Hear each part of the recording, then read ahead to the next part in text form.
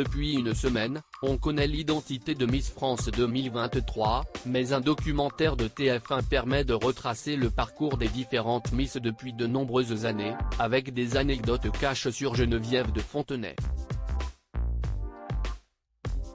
La dame au chapeau a encore frappé. C'était il y a tout juste une semaine, le samedi 17 décembre dernier, la France désignait Miss France 2023.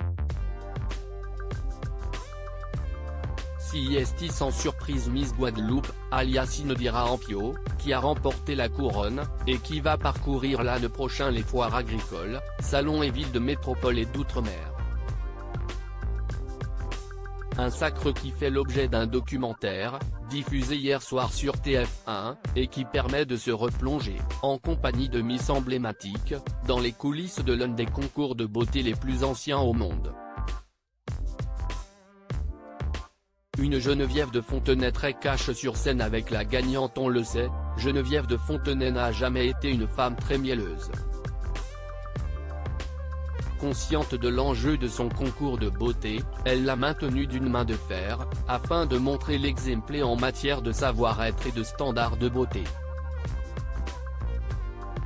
Si depuis son éviction, les règles ont été modernisées, et plus encore cette année, avec les ajouts critiqués d'Alexia Laroche-Joubert, la dame au chapeau est aussi une femme intraitable lorsqu'il s'agit de diriger les gagnantes annuelles. Dans le documentaire Miss France, dans les secrets du concours, on peut ainsi entendre Sonia Rolland, Miss France 2000, raconter ce que lui a dit Geneviève de Fontenay lors de son sacre: « Souriez, la France vous regarde ». Même constat pour Cindy Fabre, qui a récupéré le poste de Sylvie Tellier au sein du comité, qui s'est rendu compte qu'elle avait gagné lorsque l'ancienne patronne lui a lancé un benefait coucou. Geneviève de Fontenay ne croyait pas en la victoire de Nathalie Marquet. CIST aussi l'occasion de prendre des nouvelles de Nathalie Marquet, la compagne du défunt Jean-Pierre Pernaut. De son côté, elle aussi a reçu les critiques de Geneviève de Fontenay, qui n'a pas hésité à lui dire qu'avec cette crinière et mal maquillée, jamais vous ne serez élue Miss France.